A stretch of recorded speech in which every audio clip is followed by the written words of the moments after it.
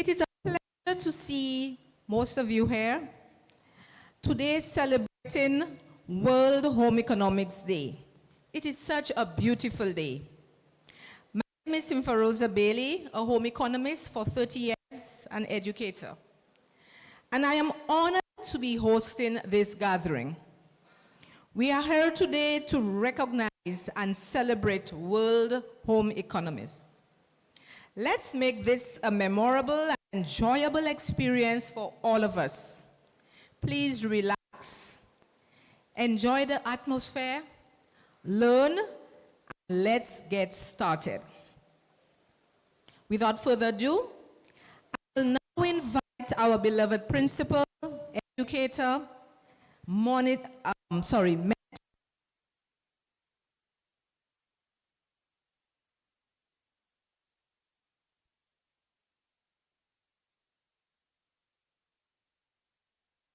applause, ladies.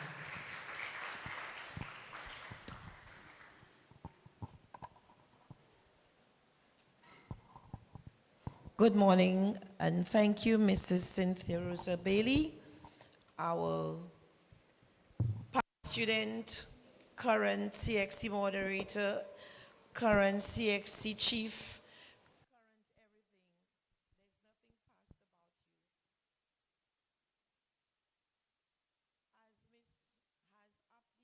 As Miss has aptly presented, we have with us a number of very important people. And it would be remiss of me not to acknowledge, first of all, of course, our vice principal, Ms. Elcock. We also have with us members of the Ministry of Ministry of Agriculture, who are here displaying all the positive information about food. We also have with us Helen's daughters, so we acknowledge them. We have from our various food and nutrition classes, the students who are going to be displaying their knowledge of food and nutrition. We also have with us students who are going to be performing with their teachers, so we acknowledge them. Mr. Celestine and Mrs. Santiesteban, welcome. And we have other teachers from the agricultural science class showing about displaying composting with the help of Ministry of Agriculture. We have our very diverse and very talented PGTA PRO, who has granted us his time and talent to ensure that this moment is captured. So thank you very much, Mr. Simon, for always responding positively to us here at CCSS. Our heads of department, starting off with our bursar, Ms. Collimo, and we have technical, Ms. Weeks, Mr. Blanchard from business. Welcome, welcome. We have our teachers, we have our media coverage, and we thank you. As I welcome you, as an educator, I would like, of course, for my children and the general public to know that this is not the first time CCSS has taken up this challenge, because it is challenging to host an event of such magnitude. We have persons who will be, or people who will be presenting from overseas, and you'll be hearing from them on the various media platforms that we have available. Our EO is supposed to be here, and she's actually the one calling me now, so I'm not sure if my VP can take that call and find out if probably she's sharing with us what her delay is this morning.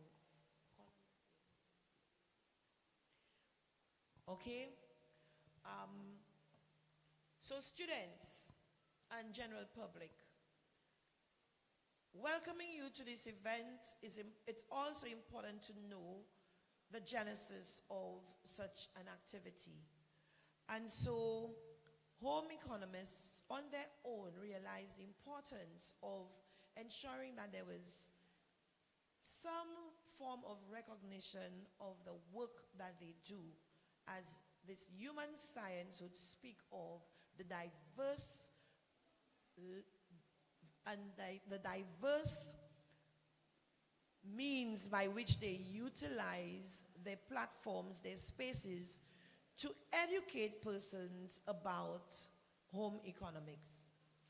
And so in 1982, the International Federation for Home Economists established this day, 1982. On this day, 21st March, 1982. And as they continue to engage, what we realized is that there was need for there to be a more centralized thrust. And so a theme was established from 2002 to ensure that parties and agencies and institutions were able to marry their efforts with this international body to recognize Home Economics Day. So they didn't have a theme until 2002. But it did not in any way dilute or downgrade in any way the importance of what they aim to do. And as I perused the various organizations who, of course, promote home economics, whether they belong to institutions such as universities or countries that promote, or organizations such as the IFHE or the HEIA, and I say this because I want you to listen. What is HEIA?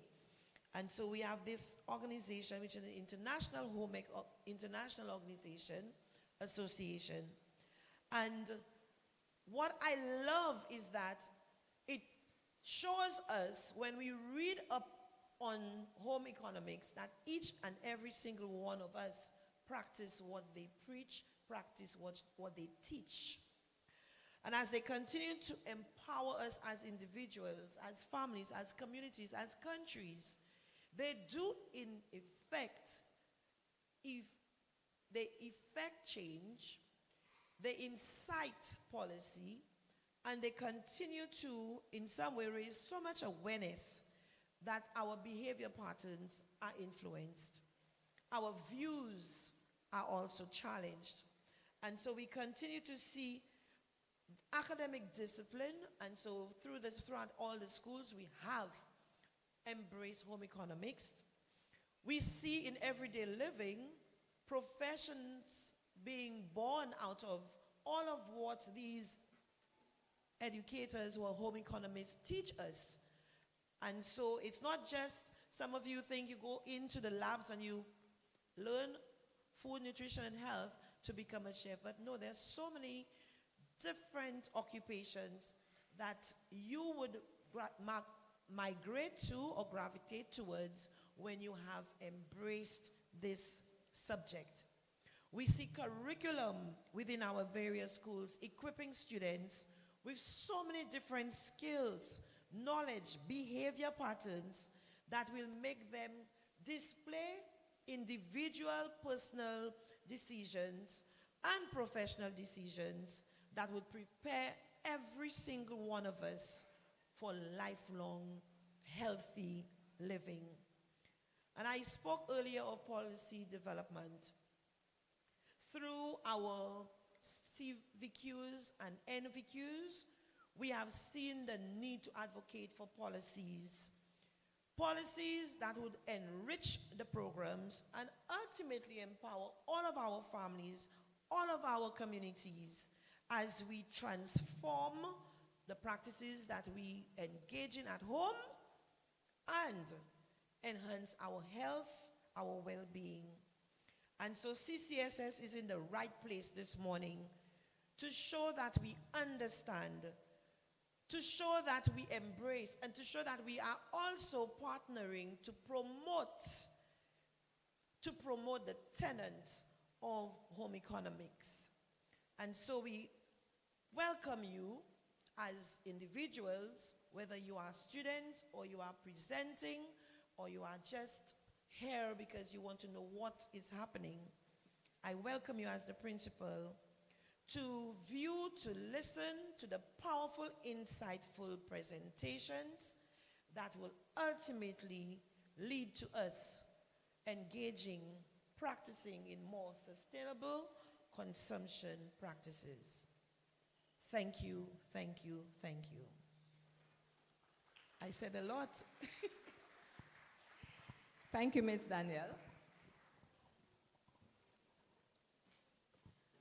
Now, teachers and students, I have a big apology to make because I just realized that I did not highlight you in my opening remarks. So I just want to say a wonderful, wonderful good morning to you, teachers, and good morning to you, students. So I want you to, again, as I said, to feel relaxed and learn and use that opportunity to learn as much as you can. Now, I would like you students to pay particular attention to the presentations because at the end of the program, there will be a short quiz and whoever wins will be given an award and there are prizes for grabs. So I want you, anybody who comes up here to do a presentation, I want you to take note mentally or on your notebooks, but I want you to pay keen attention to those presentations. Okay, it gives me great pleasure to recognize an outstanding educator, a home economist, a food and nutrition teacher, a facilitator with 30 years experience under her belt. This lady is dynamic, she's hardworking, she's committed, and she has a passion for teaching. Hence the reason why this activity was born is because she stayed at her home and she said, you know what, I want to do something for World Home Economics Day. And because of that passion and that drive, this whole activity is being realized here today. So without further ado, I would like to invite Priscilla Kodra to the podium to address you. A round of applause for Ms. Kodra.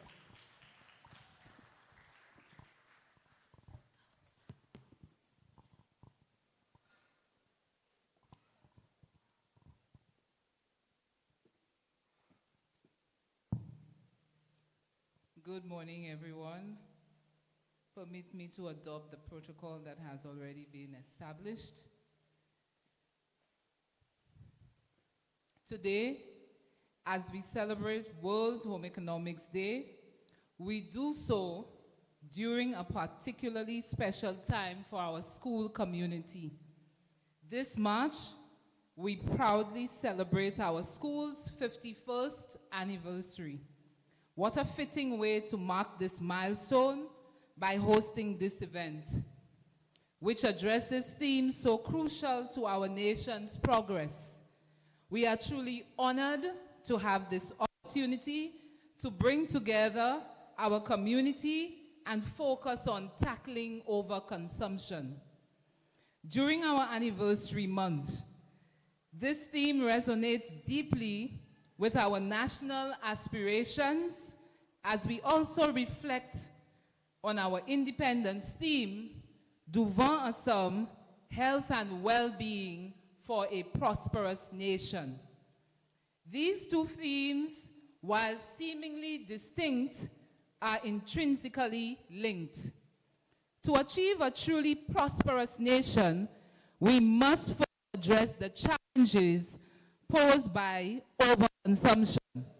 But we must also empower our citizens with the skills and knowledge they need to make informed choices and build healthy, sustainable lives. And that's where home economics comes in. Many people think home economics is just about cooking and sewing, but it's so much more than that. It's about developing essential life skills, the skills we need to navigate everyday challenges and make informed decisions. It takes a holistic approach, addressing various aspects of life, including food and nutrition, financial management, child development, consumer education, textiles, clothing and fashion, resource management, and even personal and family relationships. It also deals with what we call perennial problems, issues that are ongoing and relevant across generations. Think about it. How do we feed our families nutritiously on a budget? How do we manage our finances responsibly? How do we create healthy family relationships? And how do we make sustainable choices as consumers? These are the questions home economics help us answer. And these are the very questions that are central to tackling overconsumption and building a prosperous nation. Why is this so vital? One, for our health. Overconsumption, particularly of processed foods and sugary drinks, is fueling a rise in non-communicable diseases like diabetes and heart disease. These illnesses place a heavy burden on our healthcare system and diminish the quality of life for our citizens. Home economics teaches us how to make healthy eating choices using local foods, which is crucial in combating this rise. A healthy nation is a productive nation.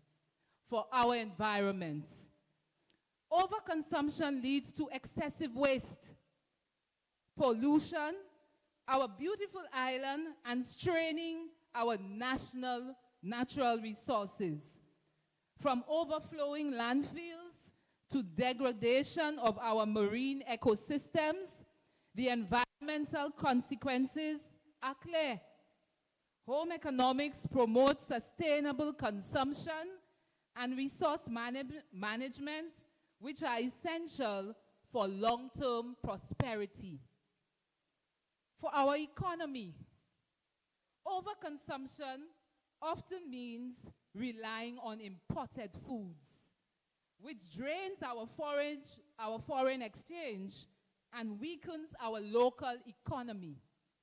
By embracing mindful consumption and supporting local producers, as taught in home economics, we can strengthen our economy and create opportunities for our people, for our future. The choices we make today will determine the future of St. Lucia. By tackling overconsumption and empowering our citizens through home economics, we are investing in a healthier, more sustainable, and more prosperous future for generations to come. Today, we will explore practical ways to reduce waste, make healthier choices, and support sustainable practices. We learn how to make small changes that can have a big impact on our lives and our nation. Let us all commit to embracing a culture of mindful consumption where we value quality over quantity and where we prioritize the well-being of our people and our planet. And let us recognize the vital role of home economics in equipping us with the skills and knowledge we need to build that future. Together, let us work towards a St. Lucia where health, prosperity, and the principles of home economics go hand in hand. Thank you, everybody. Thank you, Mrs. Kodra, for your insightful remarks. Students, I do hope that you are taking notes because questions will be asked a little later. And here is your opportunity to win lots of prizes. So we are moving on. And at this point in time, I will be calling on we will be having a musical rendition. So I'm inviting students to come up and get your places on the stage for your musical rendition. After the musical rendition, we will be having a presentation from the Ministry of Commerce. So immediately after the musical rendition, we'll have the Ministry of Commerce, and then we'll have the dancers. So dancers, I would like you to get ready, and if you can come downstairs, so you can be, we can be very close to us, all right? So over to you. Thank you very much. Good morning, everyone. Yeah, go to your instruments, guys. This is our debut performance of our Form 4 music class. It's their first ever performance. And some of you might think, oh no, home economics. Why is the music band performing at home economics? You know, we wonder in this. But just like we have home economics and we have different aspects, we have ingredients, we have recipes, we have different blends of things that comes together to give us a healthy living. The very same way, if we think of ourselves here, I would like to think of us as, you know, maybe a nice bouillon. We are bouillon. We have, you know, the drums here, and then we have guitar conga player. We have our tambourine player, and then we have our glockenspiel. It's not a xylophone, it's a glockenspiel. And I would love you guys to give them a warm welcome because this is their first performance. So just encourage them, please. Give them some love. And I hope you enjoy.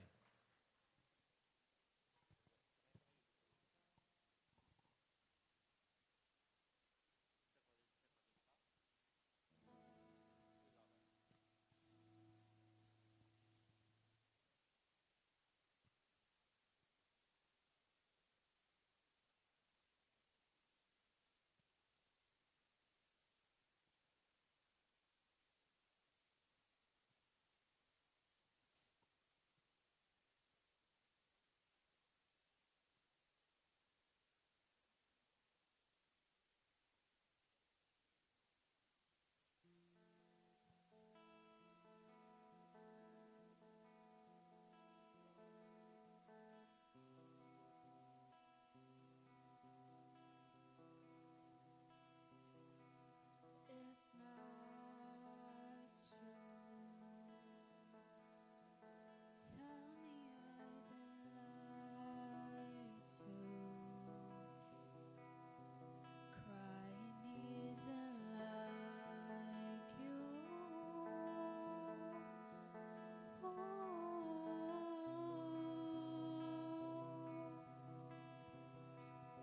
And what the hell did I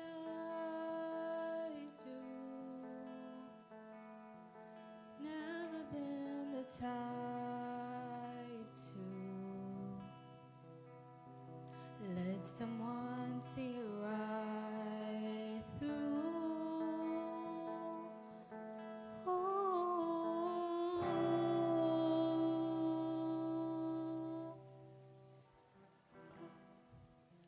Want to take it back, say you were trying to make me laugh, and nothing has to change your day.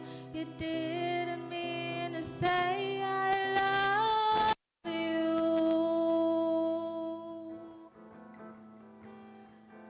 I love you, and I don't want to.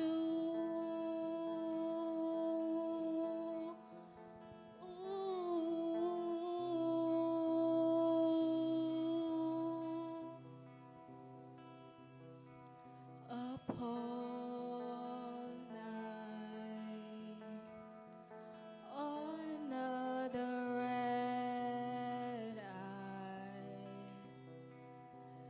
Wish we never learned to fly high.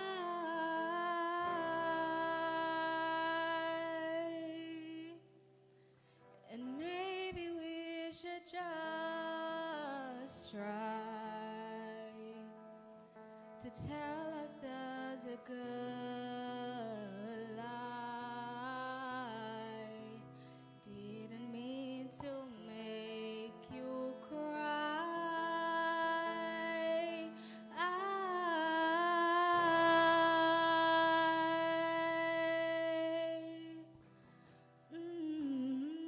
Maybe won't you take it back? Say you were trying to make me laugh, and nothing has to change the day. You didn't mean to say I love you. I love you, and I don't want to.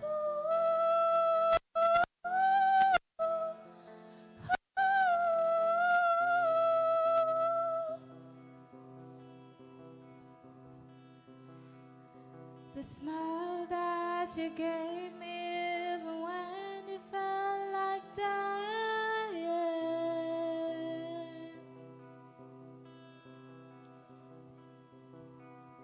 We fall apart as it could start. I'm in your arms and stand apart. There's nothing you could do or say. You can't escape the way I love you. And I don't want to, but I love you.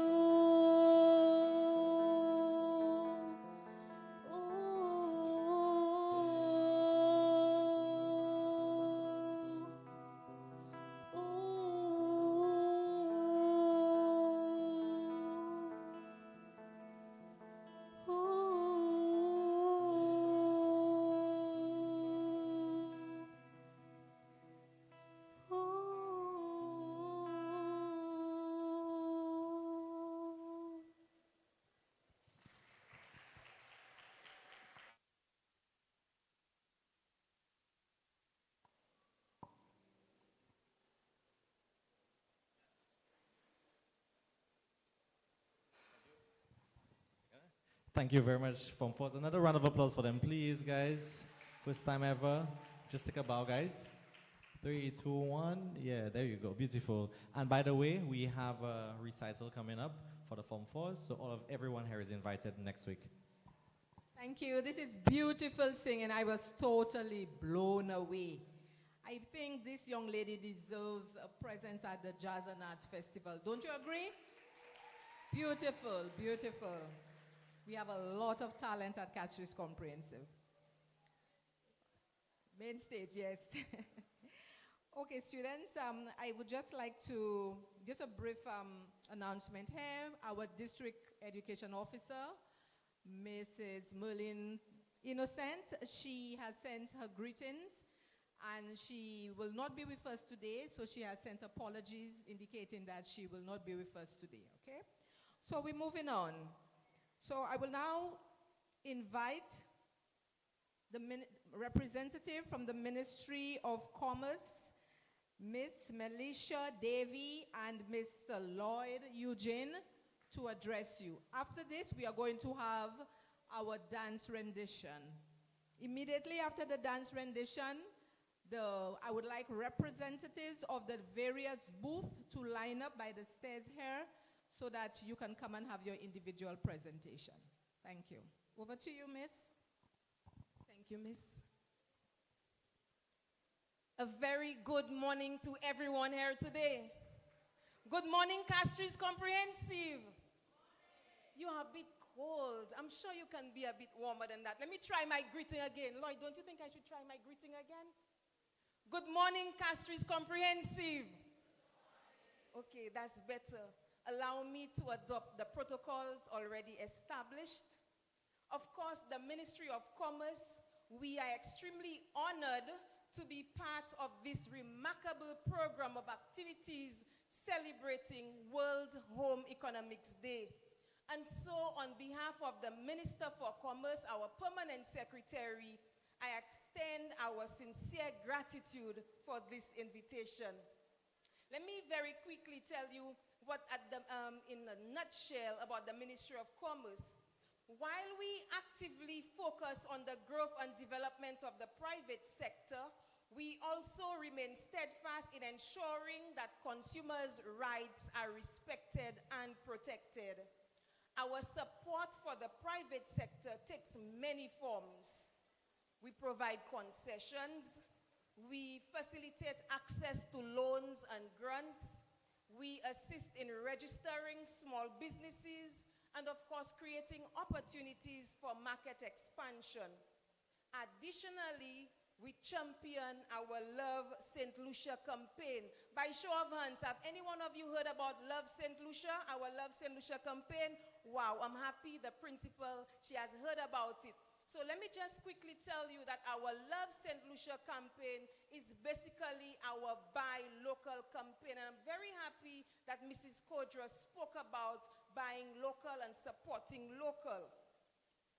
Today, I will briefly engage you on the importance of buying local and why we must support what is our own. Last month was February. We celebrated our 46th independence anniversary. And many of us, we wore our flag colors with pride. I was happy to see so many St. Lucians supporting our and showing the patriotism. But that was remarkable. But then how far does our patriotism extend? To what extent? Is it just wearing the flag colors? No. It's also showing support for our local entrepreneurs. It is also reflected in what we buy. I want you to take a moment, reflect on your last 3 purchases, the last 3 items that you bought. Where did they come from? Was it made in St. Lucia? Were they available locally? And tell me something. If the last 3 items that you bought, it was available locally, meaning that a local producer produced that item. It was on the supermarket shelf, for example. Would you buy it, or you would choose something that came from halfway around the world? Just food for thought. Some of you may be asking me, but why should I buy local? Sometimes the thing's more expensive. I am not arguing this point, but I can share with you some of the reasons they might be more expensive. However, I would like to stress, and Mrs. Kodra mentioned it, when we support local, we help strengthen our economy. I want you to think of our economy, think of St. Lucia's economy as a big St. Lucia's bank account. So our economy, think of it as a bank account. Every time we buy local, we make a deposit into that bank account. Every time we buy something that comes from overseas, it's like we withdrawing from our own and giving it to somebody else from overseas. Now think of it. Think of it for yourself as a personal bank account. When you have your personal bank account and you make regular deposits, it means that you can withstand anything. So maybe a pandemic comes, you are able to withdraw money because you have. If you do not have, you cannot make that withdrawal. And so when we strengthen our local economy, the money circulates. It means that we help create jobs because, for example, if I am a small entrepreneur, I have lots of plantains in my backyard. I say, okay, let me have a small business making plantain chips. When you support me, it means that I can employ more people. I can have more persons planting the plantain, persons helping me bake the plantain. So it means that we create more jobs. Persons who have those jobs, they can help their families. Children can go to school and learn because mommy has a job, daddy has a job. So think of it. Every time we buy a local product, we help our economy grow. We also help increase economic resilience. It means that St. Lucia can stand probably any pandemic or economic recession. Think of COVID, what happened during COVID. A lot of our small businesses had to close down because they were not able to stay open. They had no money, persons had no money. And so when we help our local businesses, They become less vulnerable to external shocks.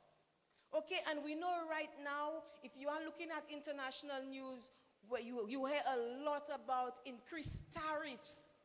It means that higher taxes are imposed on foreign goods.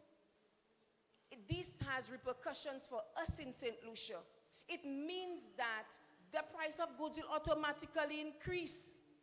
Some things we have no control over. However, if we support our locals, we will be able to produce more, and of course, our people will do much better. It helps also decrease our dependence on imports. We do not have to depend on goods from overseas all the time. Okay, when we support our own, we will have enough local supplies, and of course, we will be self-sufficient, and of course, we will see our economy growing. It also is showing national pride. It allows us to show national pride. Think of St. Lucia as a team. And so when we support our local businesses, it's like you're cheering your team. Yes, I want that small business to do better. So I'm assisting, I'm buying, I'm supporting. Before I choose Soldanza chips, I will choose Debbie's or Abby's, because we have the alternatives, we have the local ones. Of course, it also empowers our small businesses, and it will help them grow. And let me show you an example of how a small business was empowered. So, when you look at these two products, local plantain chips, when you help the small businesses, when you look at that, you see the label is just plain. These are both local products, Debbie's and Abby's. Abby's was able to change her label and her packaging around. And that's because she's getting the support from you, the consumer. So you empower them, you help them to be able to do better. And so when we support our local businesses, we give them an opportunity. Now, I know some of you are probably, I heard the principal said that a lot of professions are born out of home economics. Some of you are aspiring maybe to be an entrepreneur. Maybe you want to have a sustainable business, because we know that the world these days is like almost unsustainable. I read our current way of living is unsustainable. We take more from the earth than it can provide, and that has consequences. Climate change, financial struggles, health issues. But here's the good news. We can make a difference. We can start with a small, conscious decision to choose our local products, supporting sustainable businesses, reducing waste. These are some of the practical ways. And of course, we can create lasting change. And while we seek to tackle overconsumption, let us remember to buy smart. Let us remember to buy local. I know some of you probably might want to have your own business, start off your own business. And so in 2 minutes, 1 minute and a half, I'll allow my colleague Lloyd to just share with you quickly how you can start your business, right?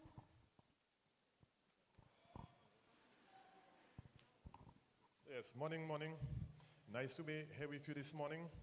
As we celebrate food and nutrition, I realize everybody's talking about food and nutrition, which is good. But we're going to also talk about exercise, because these things go hand in hand. So we're going to have a little exercise this morning. Does anybody, we're referring to the students, does anybody know what's a sole proprietorship? Raise your hands, anybody? Okay, just come at the front. Anybody who can give me the answer, please? A sole trader, anybody? Don't be scared. Which of you students know what's a sole trader? Sole trader type business.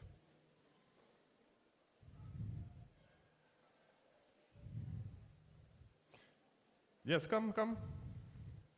If you can tell me, come give me the reason.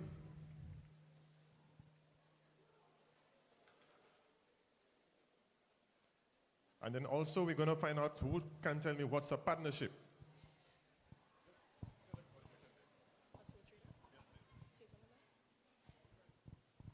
A sole trader is a person that starts a business by themselves, but they can hire people to help them with the management of the business. Wonderful. Okay, good. What about a partnership? Tell me what's a partnership. The same thing? Come up, somebody. Tell me what's a partnership.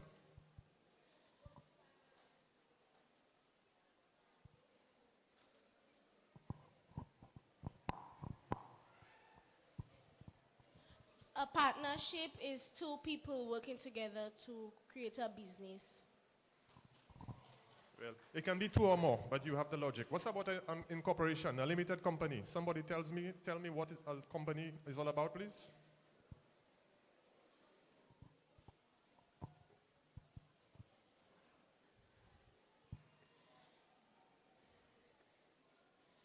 Tell me. I know somebody can tell me what's a company.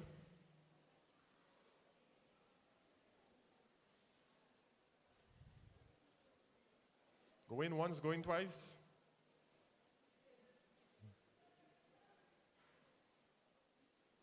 Okay, a company is a business model whereby you enter into it to safeguard yourself. Unlike the sole proprietorship and the partnership, where in case you go bankrupt, you lose everything that you have invested in your business, as well as your cat and your dog.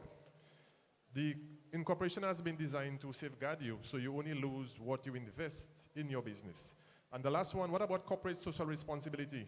Does anybody know what's corporate social responsibility?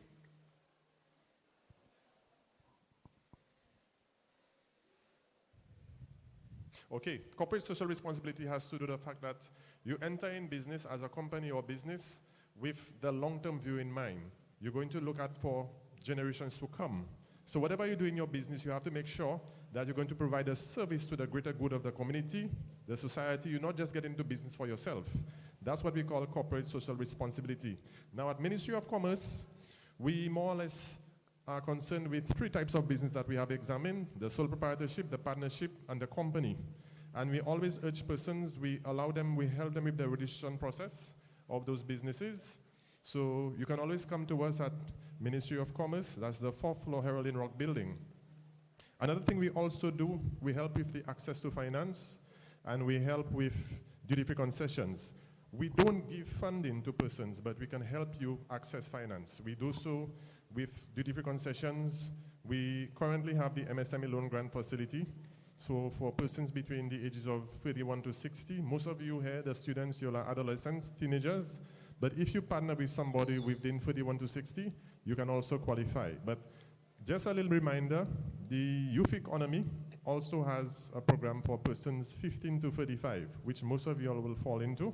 So if you want to start a business in the food, anything, it can be agrotourism and manufacturing, agrotourism, it could be food, which is what we're all about. You can also apply through the youth economy.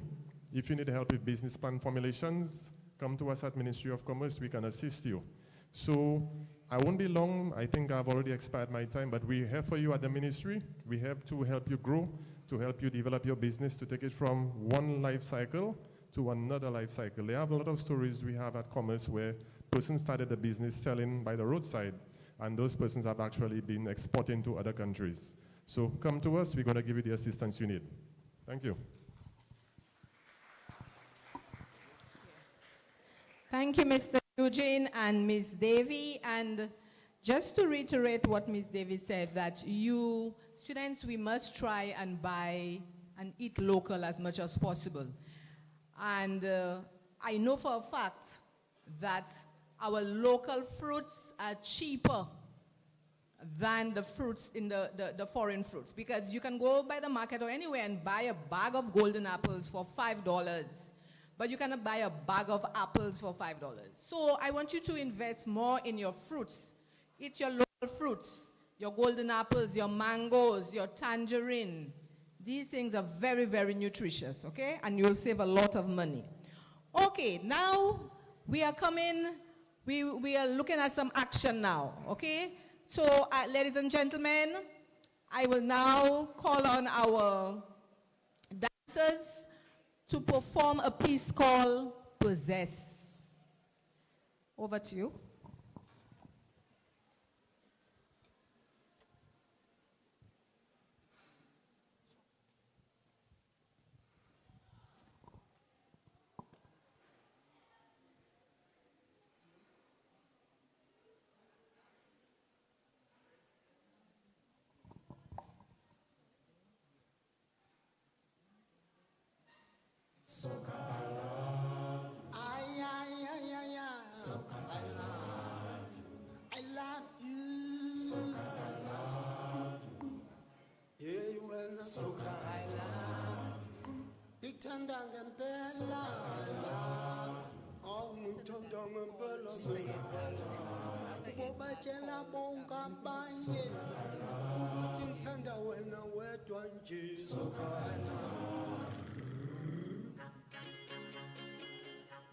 Something about this music, yeah. What name stop? Say what name stop? I can't stop. Say I can't stop. What name stop? Say what name stop?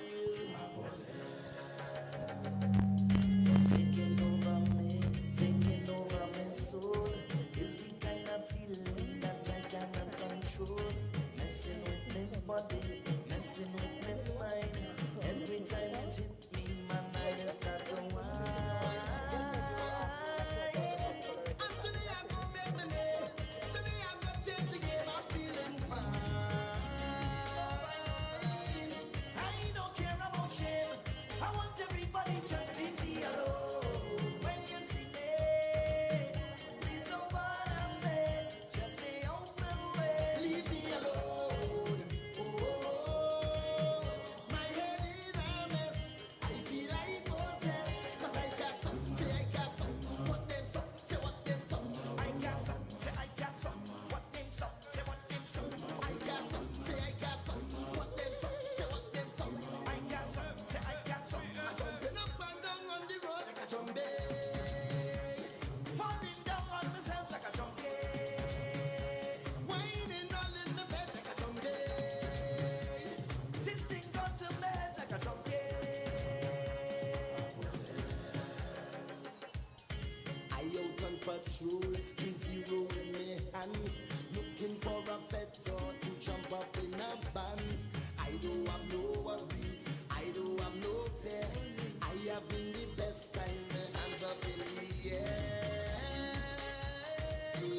And I feel my skin will get well, 'cause I got the end and tail, but I don't care. I don't care. I ain't come here to fail. I want everybody just leave me alone. When you see me, please don't bother me. Just stay out my way. Leave me alone. Oh, my head in a mess. I feel like possessed. 'Cause I can't stop. Say I can't stop. What them stop? Say what them stop. I can't stop. Say I can't stop. What them stop? Say what them stop. I can't stop. Say I can't stop. What them stop? Say what them stop. I can't stop. Say I can't stop. I'm jumping up and down on the road like a jumping. Falling down on myself like a jumping. Whining all in the bed like a jumping. This thing got to bed like a jumping.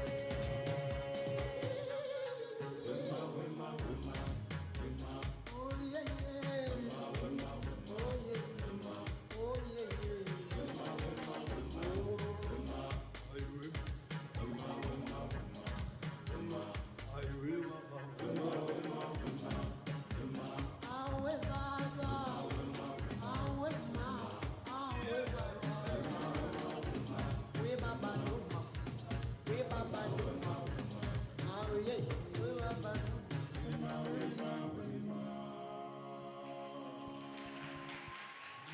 Wonderful.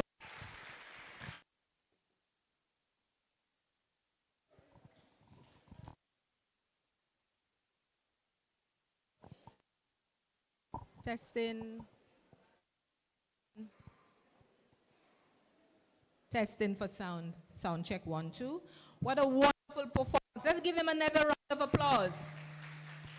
How many of y'all can dance like that? And how many of y'all can do even better than that? Miss Daniel put her hands up. Okay, great. Did you enjoy that performance, students and teachers? Did you enjoy this? Very good. So we're moving right along. And I would like to take this opportunity to acknowledge the presence of the Deputy Permanent Secretary of Agriculture, Dr. Randall Esnard. And Dr. Esnard is going to grace us with his presence at the podium to deliver his address. Over to you, Dr. Esnard. A round of applause, please.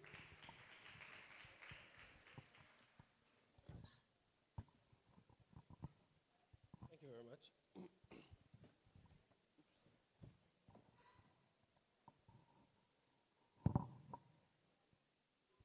Good morning, ladies and gentlemen. Good morning. It's the first time I'm coming to Castries Comprehensive Secondary School. I expect a bigger... Thank you very much. Thank you very much. My name is Randall Esnard, the Acting Deputy Permanent Secretary in the Ministry of Agriculture. When I was asked to come and deliver some brief remarks on this occasion, I felt like it was a good opportunity to visit this very special institution for the very first time. So I will just go ahead and grace you with some of these remarks from the Ministry of Agriculture. Principal of Castries Comprehensive Secondary School, members of the vocational department, esteemed educators, distinguished guests, students, and all those present in person and virtually, I bid each and every one a very pleasant good morning. It is both a privilege and an honor to be here today representing the Ministry of Agriculture, Fisheries, Food Security, and Rural Development as we celebrate World Economics Day under the theme Tackling Overconsumption. Your commitment to highlighting sustainable food practices, healthy eating habits, and the impact on public health aligns perfectly with our nation's goals for food and nutrition security and well-being. Overconsumption is one of the pressing challenges of our time. As a society, we often take food for granted, yet many struggle to access nutritious meals. Our choices in food production, purchasing, and consumption have far-reaching consequences, not just for our health, but for the environment and the economy as well. The high importation of food in St. Lucia has left us very vulnerable. And just this week, we had a very special meeting called to deal with the issue of food security. I'm not sure how many persons have heard of the proposed tariffs that the President of the United States will impose on Mexico, Canada, and China. This will likely have an impact on our food security, and it is something that we are actively in dialogue about.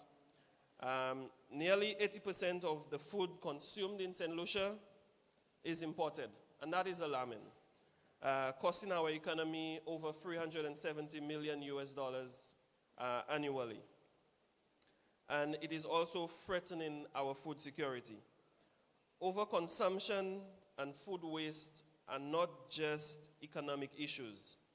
They are also social issues and environmental concerns that require urgent action.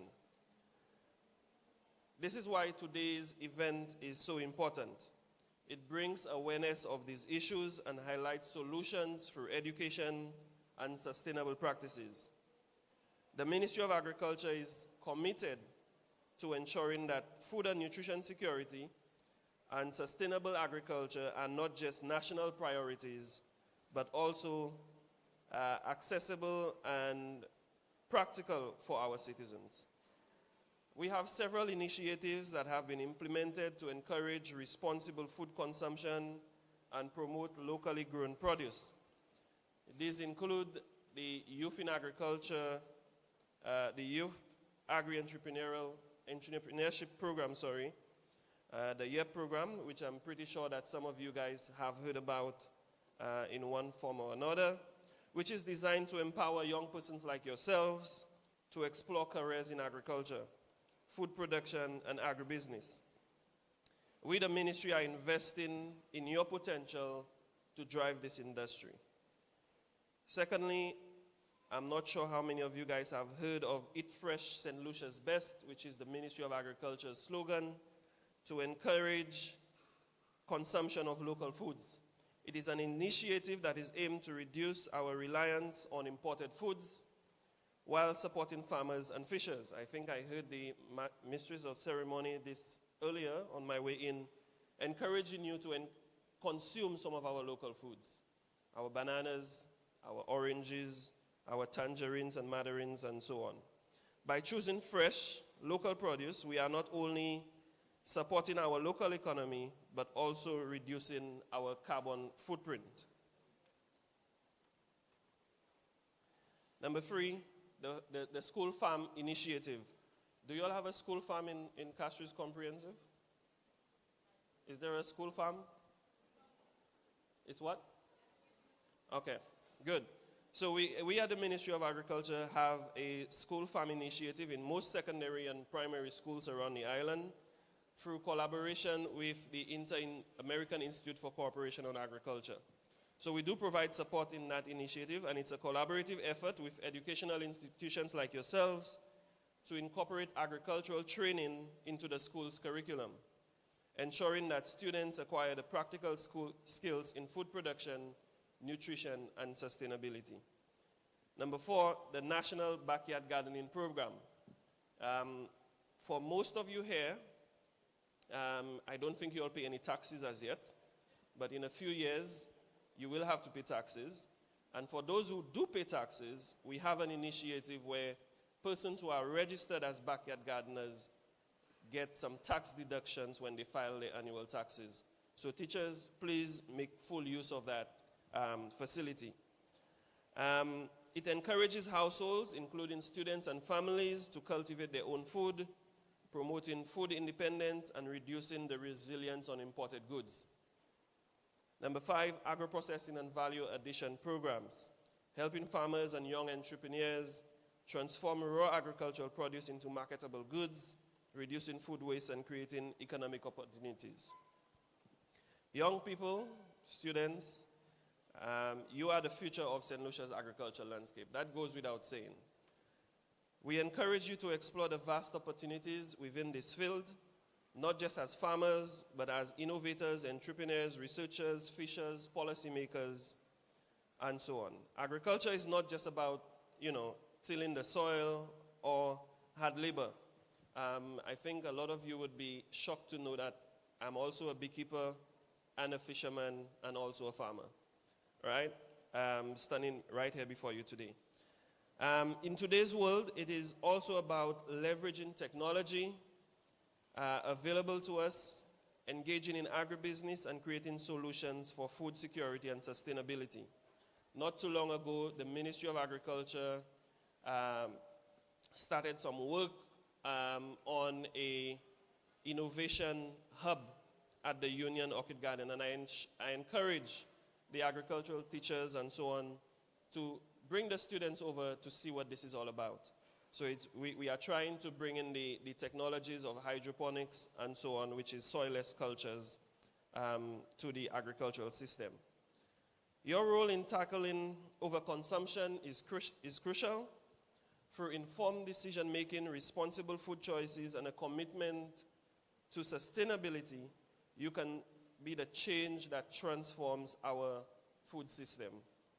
Whether it is by choosing to buy local, practicing sustainable consumption, or even considering agriculture as a career path, your actions today will shape the food systems of tomorrow. As we celebrate World Home Economics Day 2025, let us commit to making healthier food choices for ourselves and our families, supporting our local farmers and markets, reducing food waste through mindful consumption and storage, and exploring innovative and sustainable practices in food production and agro-processing. Students, you have the power to make a difference. And I remember when I was sitting here in your place many moons ago, I heard people saying, you know, you have the power to make a difference. And it didn't take too long for me to be in a position where I feel like I can make a difference. So don't feel like the power is not in your hands. Start by making small changes alongside your parents, choosing fresh local foods, prepare meals at home instead of relying on processed options, and spread awareness about responsible consumption of food amongst your peers. Get involved in the school gardening projects. Learn about food sustainability and consider ways you can contribute to a healthier future. By taking action today, you are shaping a healthier, more sustainable tomorrow for yourself and future generations. The Ministry of Agriculture is here to support you. Together we can build a St. Lucia that is food secure, prosperous, and sustainable.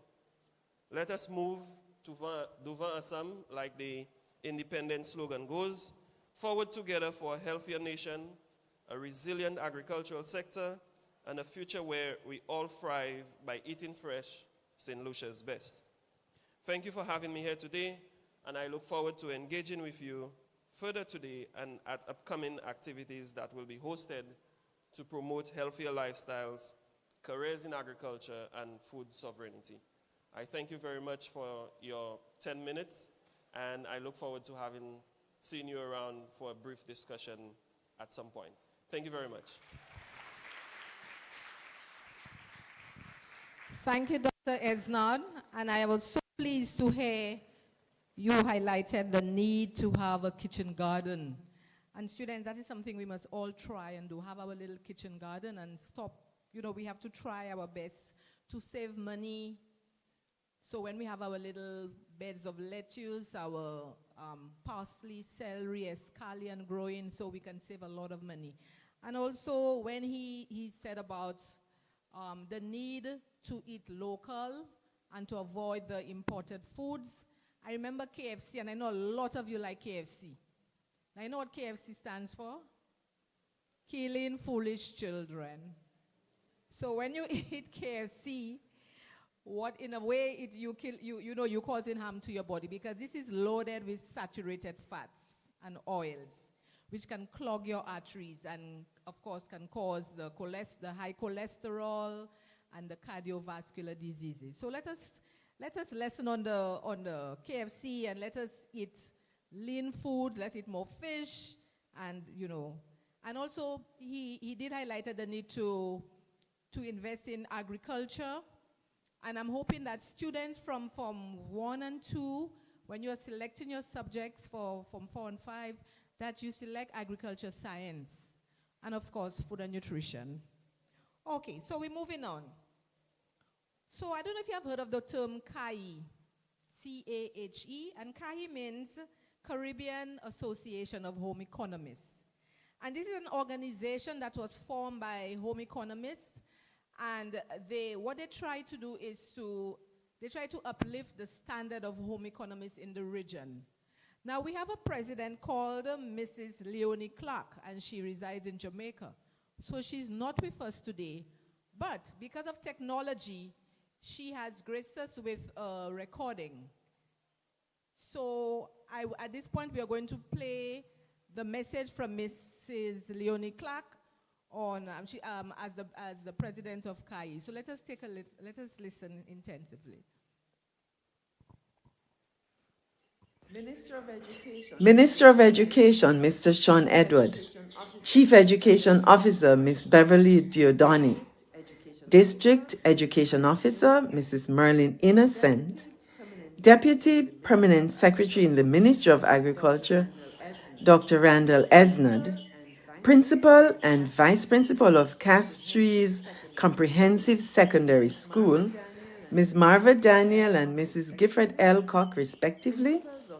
Principals of neighboring schools, teachers and students of the Castries Comprehensive Schools and other schools, chefs, visitors, a very pleasant morning to you. Happy World Home Economics Day. My name is Dr. Leonie Clark, and I'm the president of the Caribbean Association of Home Economists. I'm happy to participate with you as you celebrate World Home Economics Day today. World Home Economics Day is an initiative of the International Federation for Home Economics. The International Federation for Home Economics is the only worldwide organization concerned with home economics and consumer studies. This organization was founded in 1908 to serve as a platform for international exchange within the field of home economics. In 1982, the International Federation initiated World Home Economics Day. It did so as a public relations event, and for the past 43 years, on March 21 each year, the organization highlights a home economics theme that is felt to deserve public attention. The theme for this year is well deserving of public attention, seeing it is something that affects all of us. The theme is tackling overconsumption. Globally, we are all guilty of overdoing something. The general thought is often, if a little is good, then more must be better. Over the years, though, we have come to recognize that this is not really so. According to the International Federation for Home Economics, our current way of living and consuming is unsustainable. We use more resources than the earth can provide, and often more than is good for us. This overconsumption leads to health and financial problems, climate change, loss of biodiversity, and pollution. Ladies and gentlemen, students, it's time for a change. The key areas for change this year are food, housing, and travel. With respect to food, the recommendation is to shift to a more plant-based diet, as this can reduce emissions and improve health. For housing, let's consider how much space we really need. Let's use sustainable energy, and let's adopt eco-friendly technologies. For travel, do support and use more sustainable transportation options. Remember now, tackling consumption isn't about sacrifice. Let's think about it as it is. It's about creating a better life for all of us and for future generations. We are called to change our values and adopt new attitudes to our actions. As islanders, we must remember every day, no man is an island. My action affects my fellow man. Let's make the change that benefits everyone. I congratulate the home economics teachers who have made this time to pull this event together and to contribute to getting the word out there about the need to mind our consumption pattern. Have a great day today, exchanging thoughts about our practices that can make our island and this world a better place. Thank you. Okay, students, at this point, we are going to have the summary booth presentation. So we are going to go in order, and when I call you, you will just come up to the front so that you can do a brief presentation of your various booths. So the first one, we're going to have healthy snacks. So a representative for healthy snacks, please come up, followed by nutrition unit of the Ministry of Health. Then we're going to have healthy alternatives. Then Chef Orlando, compost from 4 agri students. Then followed by the Ministry of Agriculture with Ms. Laura Francis with the theme Integrated Pest Management. Then this will be followed by Economics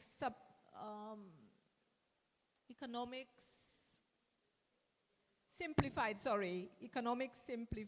by Mr. Burke. Then overconsumption of food and tackling tackling overconsumption of food, and lastly, we will have Helen's daughters. So we'll do it in this order. So I thought I would see people standing there already.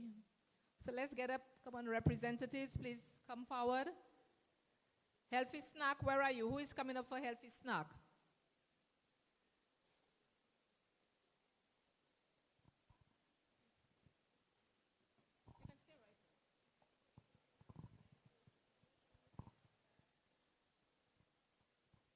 Good morning, students, teachers, and esteemed guests.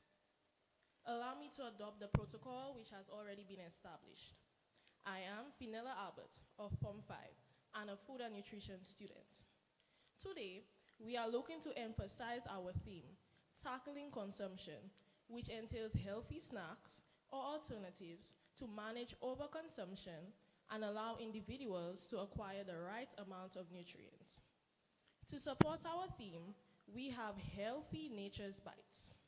We use healthy and natural ingredients such as oats, bananas, nuts such as almonds, and honey, which serves as a natural sweetener. Thank you.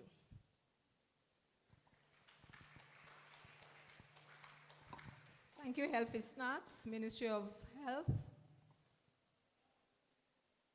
Followed by Healthy Alternatives. Good morning, everybody. My name is Olivia Felix. I am a field nutrition officer with the Ministry of Health. Today, we are going to be displaying portion sizes and the right portions that we should be eating, because in St. Lucia, we have adopted a plate, a normal plate, where we have a lot of ground provisions, a lot of starchy foods, a lot of meats, and a little sprinkling of vegetables. And NCDs, or non-communicable diseases, things like diabetes, cancers, are on the rise in St. Lucia, especially diabetes, high blood pressure, and now we are seeing a lot of persons who have kidney disease, and a lot of persons are in the end stage of kidney disease where they have to take dialysis. And dialysis is where your body, your kidneys cannot filter your blood to take out the waste. Now, when you have a lot of waste in your body, that can lead to a lot of problems and ultimately death. So you have to get on a machine to get your blood filtered. So we want to avoid all of these things from happening, so we have to start to eat better portions of foods to prevent ourselves from getting problems like diabetes. And also, we are also looking at things like sugar-sweetened beverages, which has a lot of sugar in them, and they can lead to consequences like diabetes, overweight, and other problems in young children and when we get older. So thank you very much. Thank you, Ministry of Health. Healthy Alternatives. Healthy Alternatives.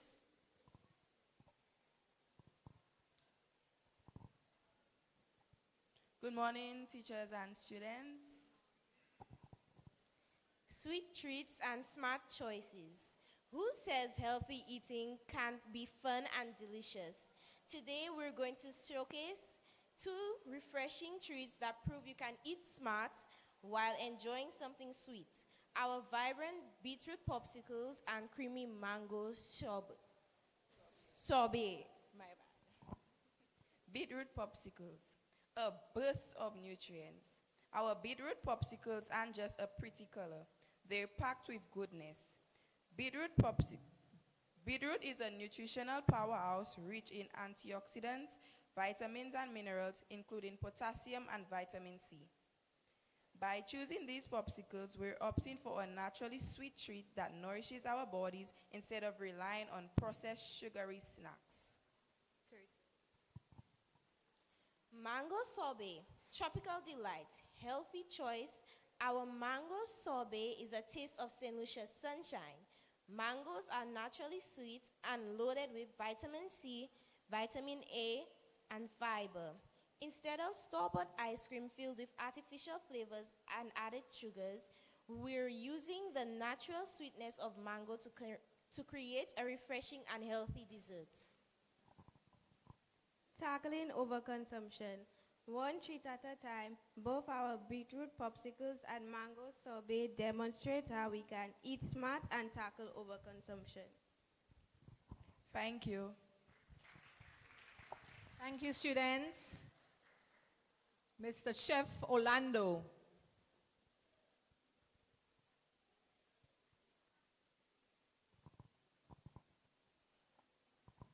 Followed by compost from 4. Get ready.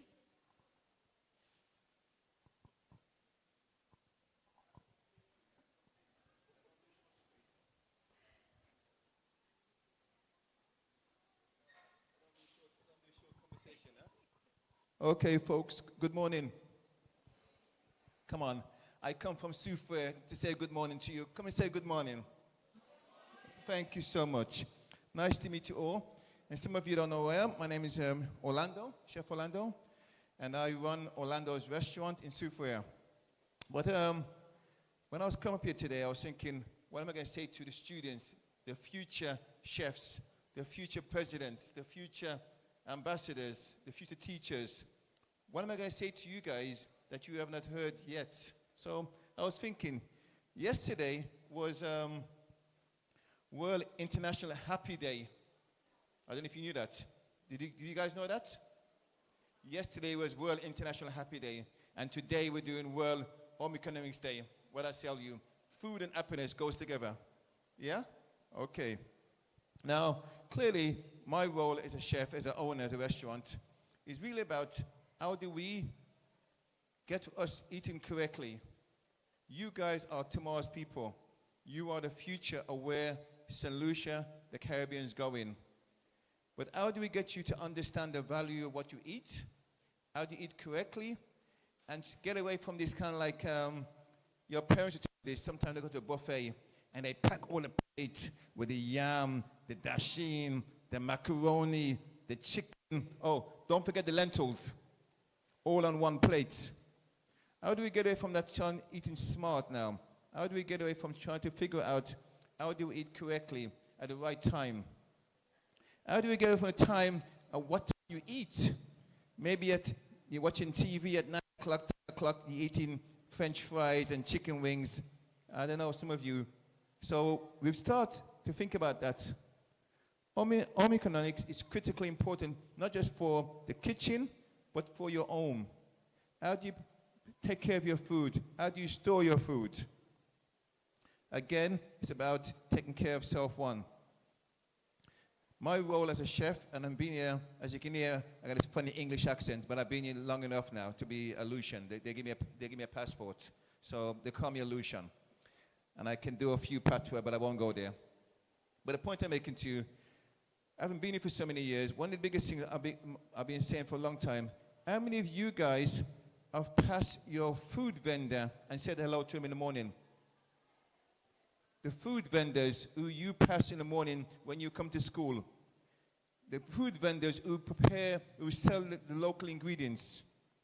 How many of you have said hello to them and say thank you? How many of you? I'm kind of curious because think about it. Where you are today is because those vendors are out 5 o'clock in the morning, 4 o'clock in the morning selling fruit and vegetables. Local fruit and vegetables. So I'm going to give you a challenge tomorrow.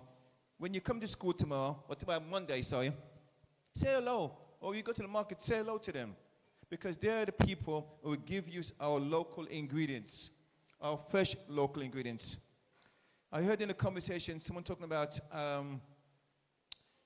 buying local is a bit pricey sometimes. But if you pay your health now, you don't pay for the doctor bill later. Think about it. If you pay for a little bit more price for quality ingredients, you don't pay the hospital bill because you got chronic diseases down the road. So take care of today, and tomorrow you'll be fine. That's the point I'm making. Okay? So what I'm going to do today is very simple, just so you can pass by. One of the things for me is, as a chef, I look at green banana and salted fish. I know some of you guys say, oh boy, I eat so much banana, I don't want to eat green banana. But what can you do with green banana? You can do so much more with it. So today we're doing a very simple green banana we've cooked it, we've mashed it, add salted fish to it, and make it into a cake. And we're going to make a dressing made with lettuce. So sometimes you have the lettuce leaf, which it looks really bad. You can put it in a blender and make it into a dressing. So you'll pass by and try that in a while. I'm going to finish it now, but I wanted to share with you that for me, I must appreciate Miss Codron for this invitation, your teacher, because at the end of the day, it's all about support. If we don't start supporting each other, the global world is doing a lot of things, craziness around us. So we need to make sure we take care of St. Lucia. Support local. I hear the conversation too about from the farm to table. My concept is called ingredients without passport. Ingredients without passport. What does that mean? It's produced right here in St. Lucia. It didn't come on a boat. It didn't come from nowhere. It didn't fly nowhere. It didn't go on a ship from nowhere. It's right here in St. Lucia. Ingredients without passport. And I'm going to give you one more challenge again when I come back to this next week. What's the first letter you learn in the alphabet? For what? Really? Where you get the apple from in St. Lucia? We don't have local apple. So how about A for avocado? How about B for banana? What I'm trying to say, we've been indoctrinated to promote international food first. When we look at what we can produce here in St. Lucia, so our alphabet should be naming all the local foods from A to Z. I guarantee you with your AI and Google, you'll find from A to Z, which is locally produced in the Caribbean or St. Lucia. So when you say A for apple, he goes, Mommy, where's the apple? Oh, I have to bring it on a ship first to give it to you. Overseas apple. We don't have apple in St. Lucia. So what I'm trying to say to us, if we indoctrinate each other from the very beginning, we've missed the point. Produce locally, look around us, our gardens, and take care of the locals. Again, thank you for your time. I appreciate you guys because maybe when I'm in my rocking chair, I remember you guys saying, oh, there's that man who's talking about ingredients without passports. And if you're in Soufrière, knock on my restaurant door, because at our restaurant, there is no menu. Every day, we go to the market, we buy the fresh ingredients, and then we produce a 5-course local menu. There is no menu in my restaurant. So if you do come down there, knock on the door, say, Chef, if I'm there, I will feed you. Don't worry, I will feed you. Anyway, thank you so much, and appreciate your time. Enjoy the rest of the day. Thank you. Thank you, Chef Orlando. Come from 4.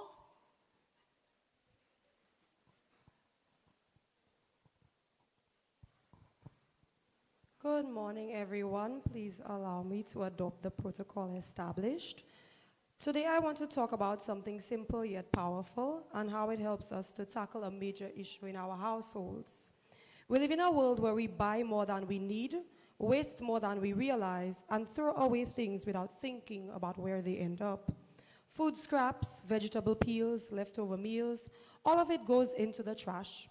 But what if I told you that instead of sending this waste to overflowing landfills, we could turn it into something valuable? And that is where composting comes in. When we compost, we become more aware of our waste.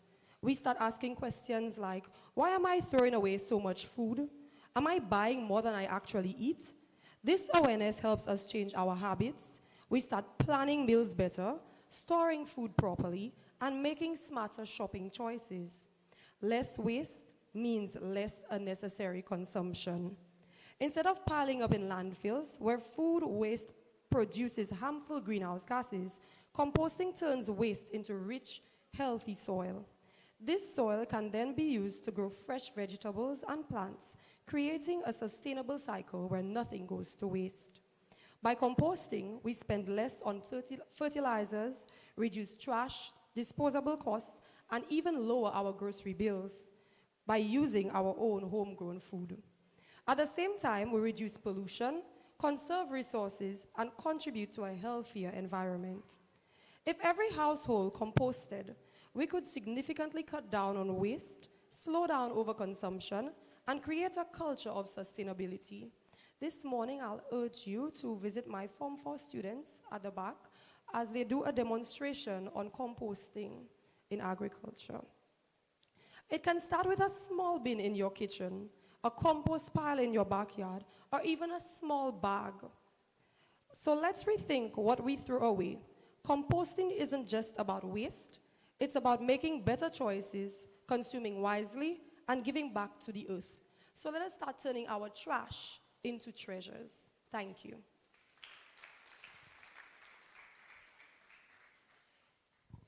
Thank you, Miss. So now we have the integrated pest management. This will be delivered by Miss Laura Francis from the Ministry of Agriculture.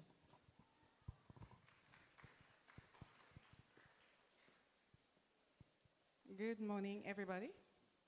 I hope that you're having a good time. Do you all agree? I'm having an exciting time. I like to adopt the protocol that has already been established. I will give you a brief summary of what I do and how it marries to the topic.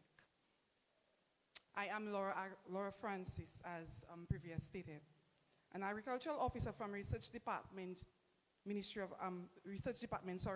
Unit of the Ministry of Agriculture, Food Security and Rural Development. I'm assigned to the Crop Protection Unit and also the Entomology Lab, where my role encompasses several key responsibilities that will help to safeguard our agricultural sector. I'm directly involved in processing of insect samples submitted by farmers and homeowners to identify the taxonomic verification. And also, if that cannot be done locally, I would get collaboration with the University of Florida. In terms of IPM, it is very critical that we implement these measures, and identification is critical. If we don't know what we're going to control, we will give the farmers bad advice, or in essence, they will not be able to manage the pest that is affecting their crop. Additionally, I provide technical support to extension and advisory services, farmers, particularly in plant health diagnosis and pest management. Part of my duties focuses on protecting St. Lucia's border against alien invasive species, for example, the TR4. At the back, the booth, we have a TR4 variety, banana variety, where we did a successful trial.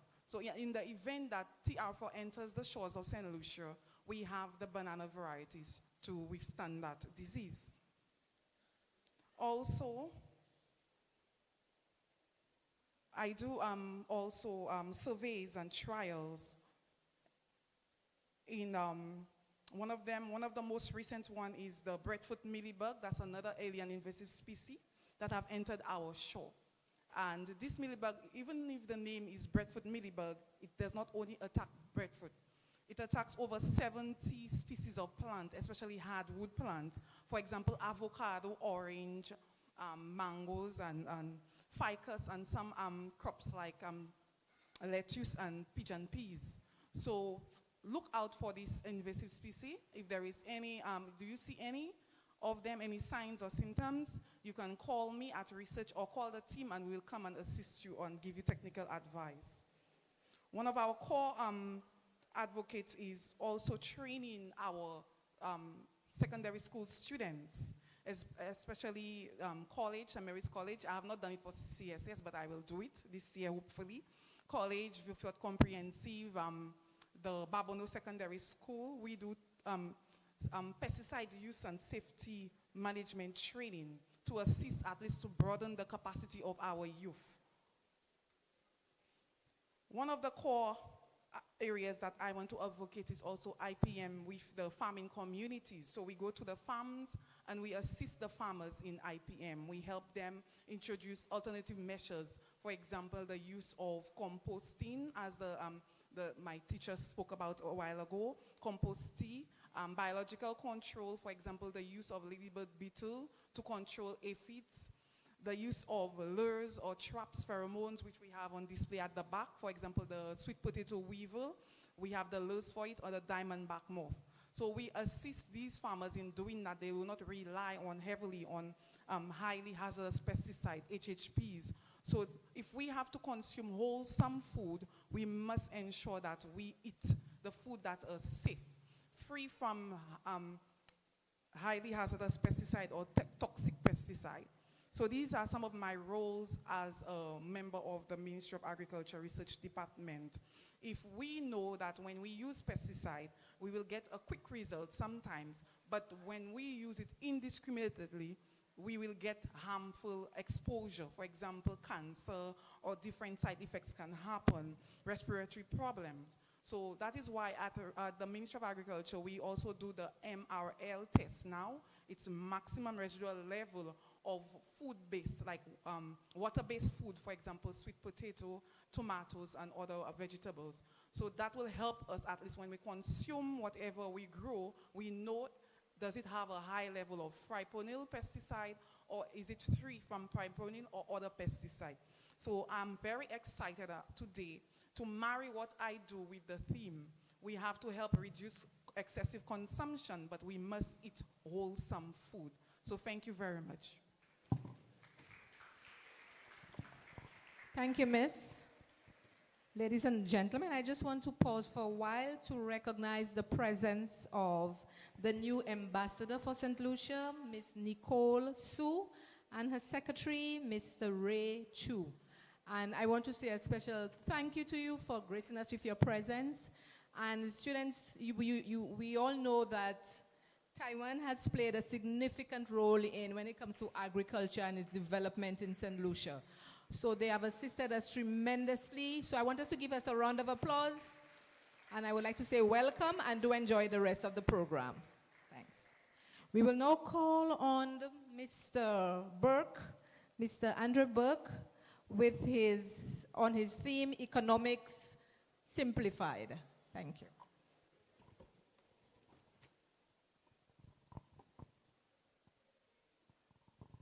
Thank you very much. Yes, my name is Andre Burke. I'm the author of Economics Simplified Version. Here to teach you guys what economics is in a simplified way so anybody can understand it. A lot of the time, we hear the word economics and it can be very boring, can be very intimidating. A lot of people just switch off when they hear the word economics. Well, today that's going to change. I'm a very vibrant person. I'm here to add value to everybody in the room and to St. Lucia. As you can probably tell, I'm from the UK. And I thank the members of the establishment at Castries Comprehensive Secondary School for allowing me the opportunity to speak to you guys. First, in a nutshell, what is economics? Now I need you guys to repeat after me. Economics is the management of resources. The management of what? Come on, man. It's like you haven't got... Come on, I need some more energy than that. Economics is the management of... Okay. So it's all about how we manage our resources. If we manage our resources in a good way, we have a good economy. If we manage our resources in a poor way, we have a poor economy. So that means when we talk about home economics, it's all about how we manage the resources within our homes. Making sense? Is it making sense? Okay. So what is a resource? A resource is anything and everything, natural or man-made, available for usage or consumption. Sound like a bit of a mouthful? Just put it this way, a resource is everything. So anything that can be found inside the home, anything that can be found inside the home is a resource. Yeah? You guys get it? Do you guys get it? Yo, come on, man. I'll come all the way from the UK for this, you know. Do you guys get it? All right. Okay, economics is what? The management of? Perfect. Thank you very much. You guys check me out at the booth, and I'm be willing to share more information with you guys, yeah? Thanks very much. Thank you, Mr. Burke. We now call on healthy eaters. Healthy eaters.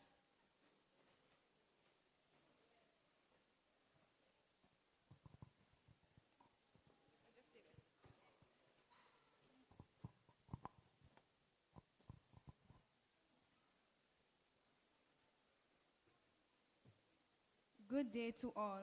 My name is Elmarie Abbott. And then I am Afre. And we are Form 4 students of Food and Nutrition. Today, our booth will be presenting about the multi-mix principle and how it benefits the various stages of the life cycle. Thank you. That was short and sweet. Tackling overconsumption of food. Tackling overconsumption of food. Who's coming up for this? And finally, Helen's daughters. Helen's daughters.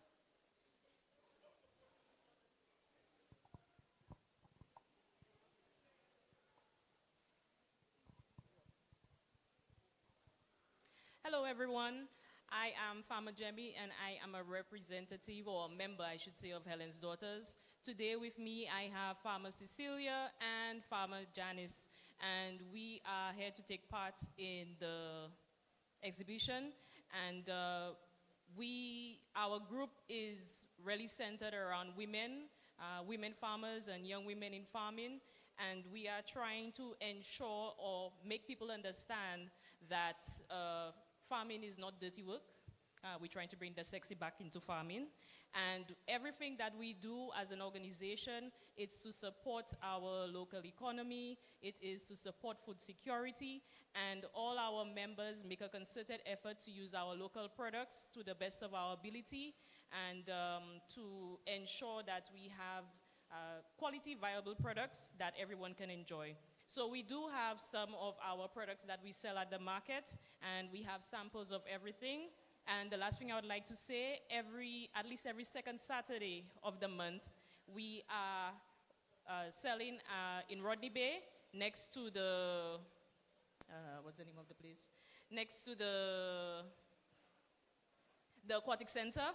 So you can find us there from 8 to 2. We have everything from food to soaps, to creams, to oils, and everything else in between, all made with our local products. So you can always swing on by. Thank you. Thank you, Miss. Helen's Daughters. Healthy eating. I think we have 2 more groups. Please come up quickly.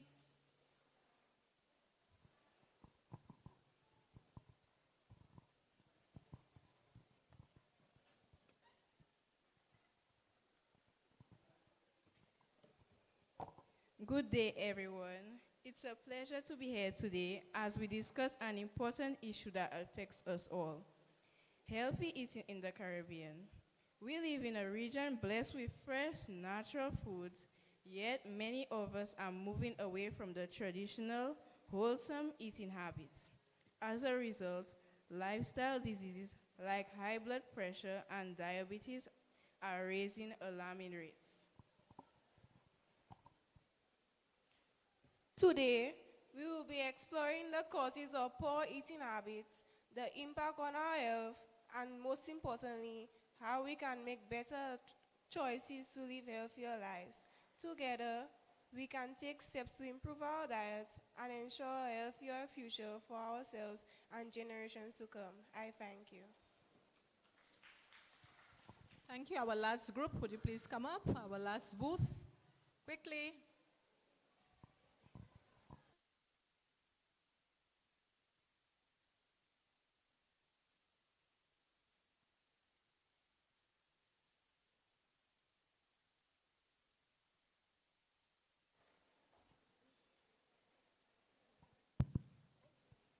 Good afternoon, everyone.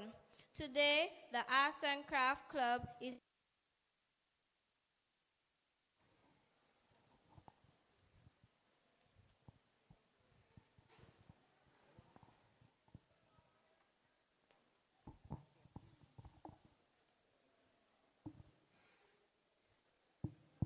Good afternoon, everyone.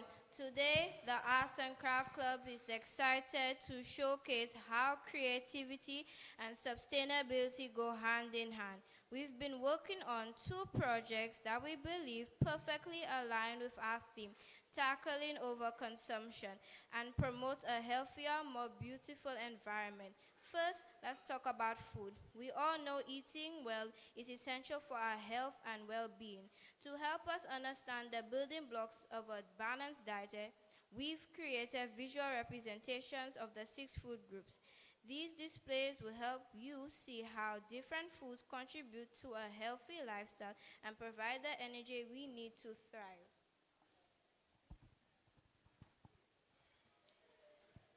But we're not only just about consuming, we're also about conserving.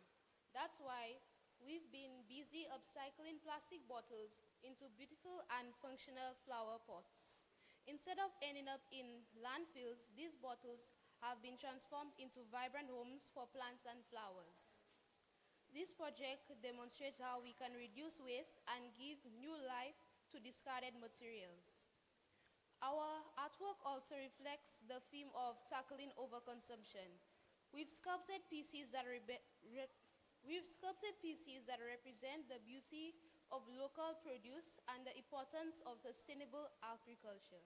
Through our art, we hope to inspire you to think creatively about how you can reduce your environmental footprint and make a positive impact. We invite you to visit our booths after this presentation. Here, you'll be able to see our food group displays up close, admire our upcycled planters, and learn more about the artwork that we reflect in our commitment to tackling overconsumption. We're excited to share our projects with you and inspire you to embrace creativity and sustainability in your own lives. Thank you. Thank you, students. Come up quickly. The final booth. Please, those for the poem, please get ready. Students for the poem. Good day, everyone. Today, we are presenting on how overconsumption can affect a teenager's mental and emotional health. During our research, we realized how much our food choices impact us holistically. The phrase garbage in, garbage out really became a reality. So we invite you to visit our booth to see how reducing our intake and changing eating habits can improve our mental functions. Thank you. My apologies, we have one more booth, which is our last booth.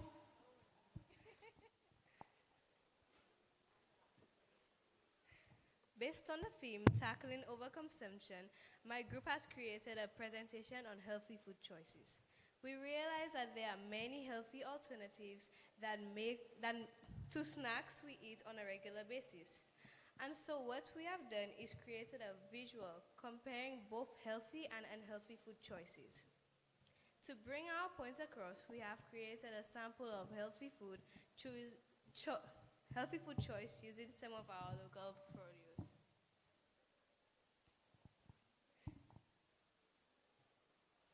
Good morning, everyone. Highlighting the topic today, tackling overconsumption, we're serving a St. Lucian breadfruit salad with a fresh garden salad and sour orange juice. A meal rich in essential nutrients and made from local ingredients. Breadfruit is a complex carbohydrate providing sustained energy and promoting satiety. It's also rich in dietary fiber, vitamins, and minerals contributing to overall health. Thank you. Thank you, students. Thank you very much. And let me encourage you to go out there after the event and visit the various booths, patronize them, learn from them, take your photos, take your notes, etc. Now, students, I know you are tired and you are hungry, so we're going to move right along. But before we go to our next activity, I want to acknowledge the presence of our group fitness instructor, personal trainer, and owner of Studio Fit and Healthy, Mrs. Susan Clovis Freitas. Can you give us a wave at the back? Right. She has something very inspiring for us in a while. Okay, so I will now call on the group for the poem entitled, Maybe We Eat Too Much.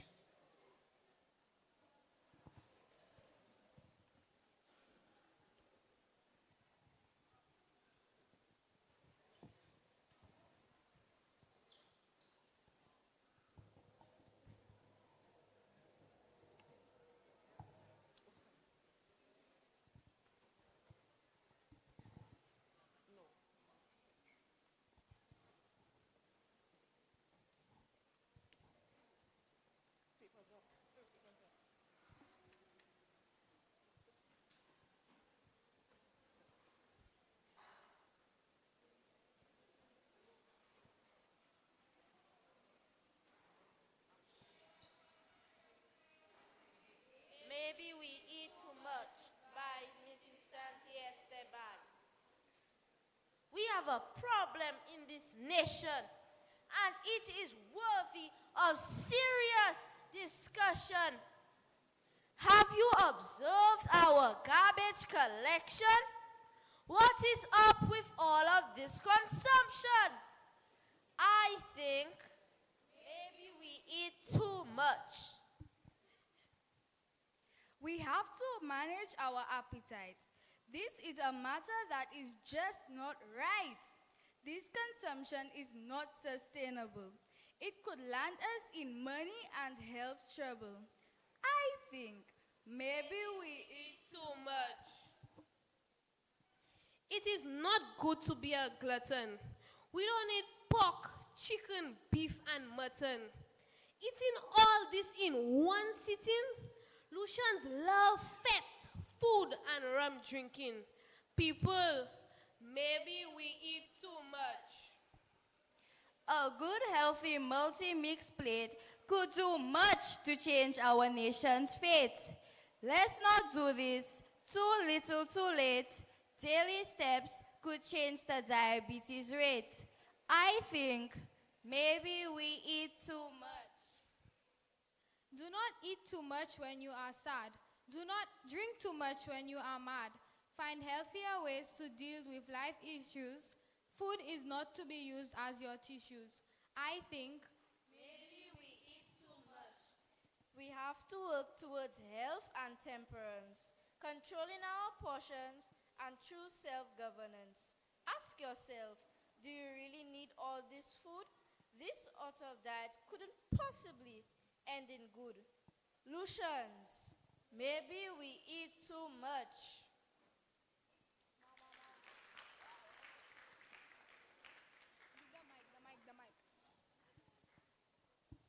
Thank you, students. And we need to watch our portion sizes because maybe we eat too much.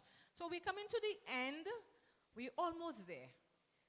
I know, again, as I said, I know you're tired and hungry. So we're coming to the end of it all. And I just want to give a brief closing remarks. I will not be long, I promise you. And then after that, we are going to invite Mrs. Susan Clovis to the podium. So we will end with Ms. Clovis. And trust me, it's going to be worth it. Okay, so our closing remarks. As we approach the end of this event, we have been blessed and favored with productive and inspiring presentations from a cadre of professionals on food, nutrition, and health. These presentations are all interwoven with the theme, tackling overconsumption, resulting in the health and well-being for a prosperous nation. Now, as I said, we have listened to so many presentations, and a lot of them spoke about how the areas that could be impacted and how we can overcome it, how we can address overconsumption. So I'm not going to go into this because you have already you have already heard the information. So I'm just going to go into the role of home economists. And students, home economics is the only subject that has 3 components attached to it. It has the food and nutrition component, it has the clothing, textiles, and design, and the home management. And this subject plays a crucial part in the change. It can help us make better choices in every day, in our food preparation and planning, in our clothing, our travel and leisure. It can teach us skills for sustainable living in schools. It encourages budgeting, thoughtful purchasing. It empowers you to make informed choices about consumption. It's an advocate for policy changes to support sustainable practices like KAI. Home economics supports initiatives for energy efficiency and waste reduction. It teaches how to reduce, reuse, and recycle. Finally, home economics can help guide these changes, making it easier for everyone to live sustainably and enjoy a great quality of life. So I want you to remember, tackling overconsumption isn't about sacrifice.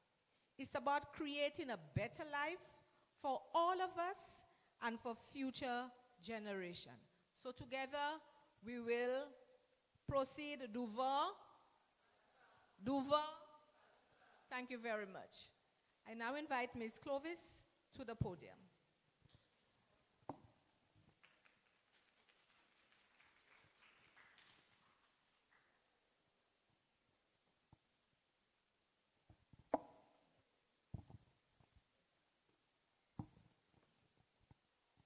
Good afternoon, students. I would like to adopt the protocol already established. My name is Suzanne Clovis Freitas. I am a group fitness instructor. I am a personal trainer and also the owner of Studio Fit and Healthy 911. The theme for this year's Independence Day is Health and Wellness for a Prosperous Nation. I think this is a call for us to approach health and wellness holistically. In my daily job, I focus a lot on physical health and mental, emotional health. But I believe that we should approach health and wellness holistically. This also covers overconsumption. We talk about, I speak with my clients all the time about practicing or following a balanced diet, knowing when to stop. A lot of times, we overeat.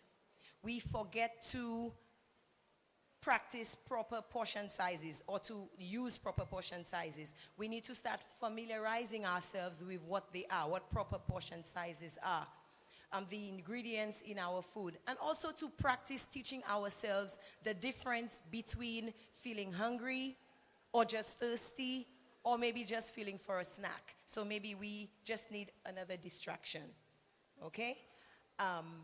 Overconsumption, remember, does not just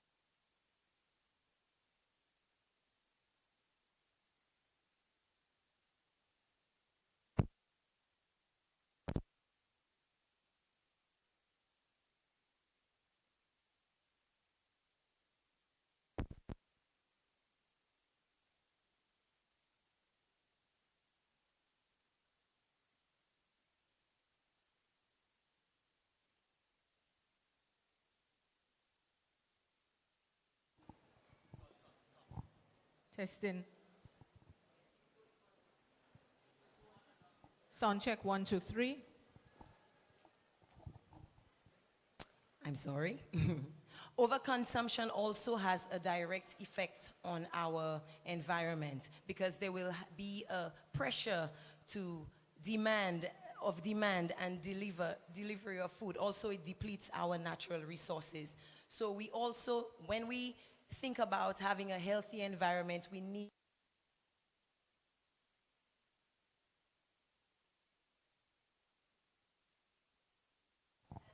One, two.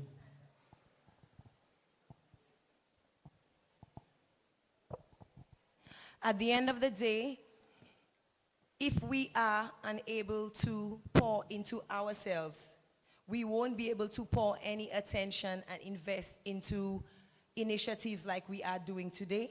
So I am going to ask you to stand up. We are going to take some time to do a quick breathing exercise. This is probably the only time today where you'll have some time to yourself.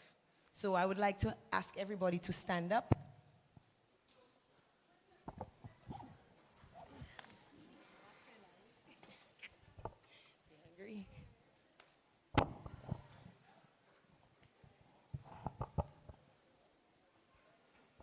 I know we're hungry, so I'll keep it short and sweet.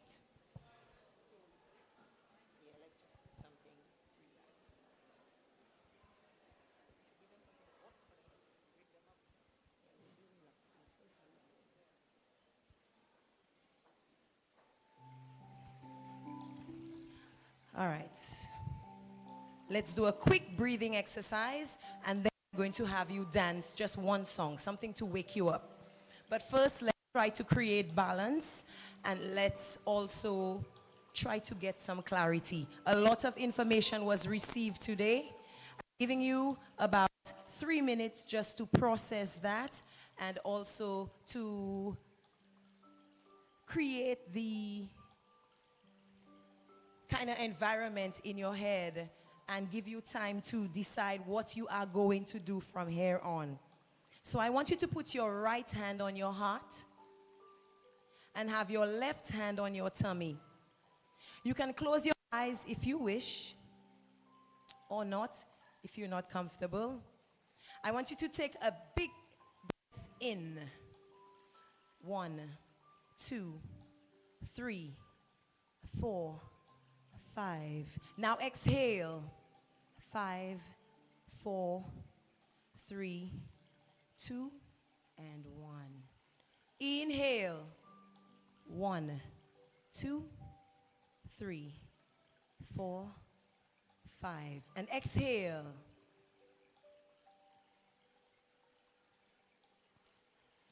Inhale. Imagine inhaling opportunities, inhaling clarity, inhaling confidence to go forth from here and make an impact. Exhale doubt. Sometimes doubt comes to us. Exhale. Pay attention to how you feel every time you inhale opportunities, you inhale everything that aligns with your goals, your desires. And when you exhale, exhale all these obstacles that tend to come in the way with life. Exhale. Pay attention to how your body feels every time you exhale. Let's have one more deep breath in. 1, 2, 3, 4, 5. And exhale. 5, 4, 3, 2, 1. Once again, close your eyes if it would help you to focus more. Let's take this time to affirm and believe. Let's do some affirmations. And in light of what we have going on today, say to yourself, I am capable. I will make an impact. I will tackle overconsumption. I love the environment, and when I leave here today, I will do what it takes to protect it. I am capable of making changes.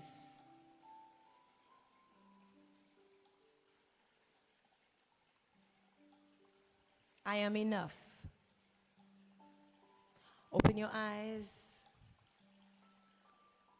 Thank you, everybody. Now, if you're not shy, we're going to do just one quick number just to get you going. Students, again, I know you're hungry.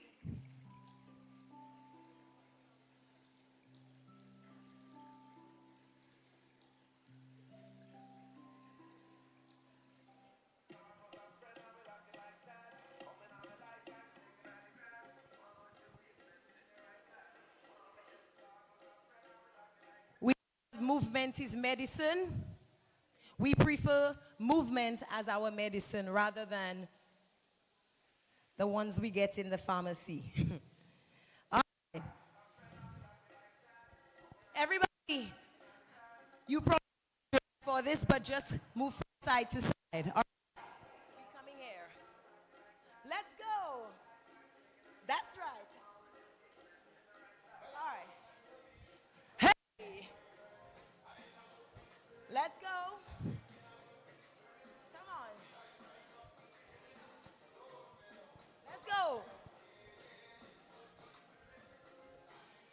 Up and down. Don't hold me back. Let's pump arms. Pump it. Hey. Why are we shy? Come on. Movement is medicine. Let's go.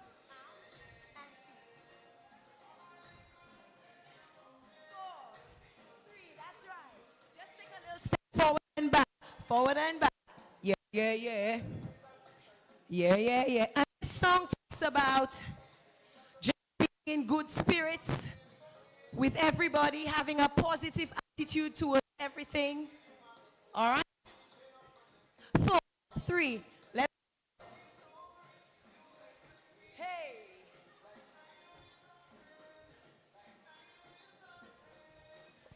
Let's step forward and back.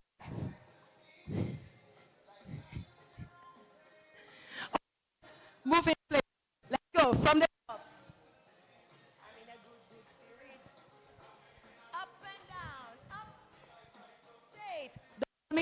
I have work to do. Let's go.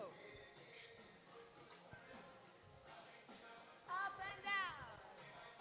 Roll me down. From the top. One, up it. Hey. 4, 3, 2. Take it here. Switch. Up and down. All right, everybody take a deep breath. And down. Pick it up. Have a successful day ahead. Well done, everybody. It's your responsibility to protect the environment for the future generation. Thank you. Thank you, Ms. Chloe. Did you enjoy this, ladies and gentlemen? Let's give a special round of applause again. Thank you so much, Miss. Okay, I will now call on Miss to give the final vote of thanks. Ms. Kodra, vote of thanks. Please be seated.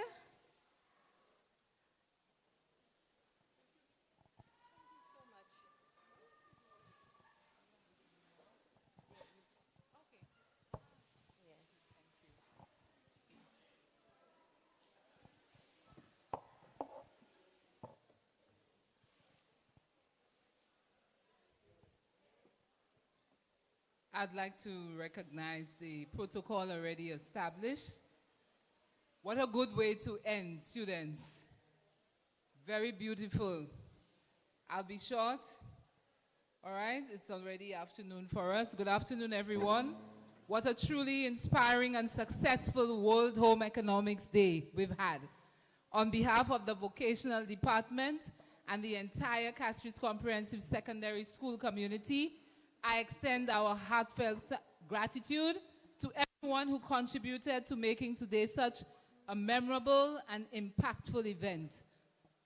Our ministers who were here today, our Deputy PS from the Ministry of Agriculture, we had the Taiwanese ambassador with us, our principals, who else? Ministry of Commerce, Ministry of Health, Helen's daughters.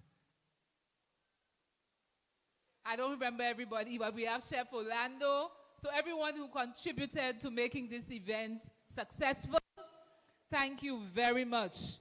Sincere appreciation to our Chief Education Officer, our District Education Officer, who sent their apologies. To our esteemed principals from other schools, thank you for joining us. Students, teachers, everyone who made this occasion a successful one. Your presence reinforces the collaborative spirit that strengthens our educational system. We are immensely grateful to the representatives from the various ministry departments who took time out of their busy schedules to be with us. Your engagement and support are truly appreciated. Thank you very much. I would also like to thank the Sir Ira Seaman Secondary School. A round of applause to them for joining us. Thank you, students. You're a wonderful set of students, wonderful people. So now we are finished. We have come to the end of this. I want you to go out there and enjoy World Home Economics Day 2025. Please visit the booths, patronize them, and have fun. Thank you very much.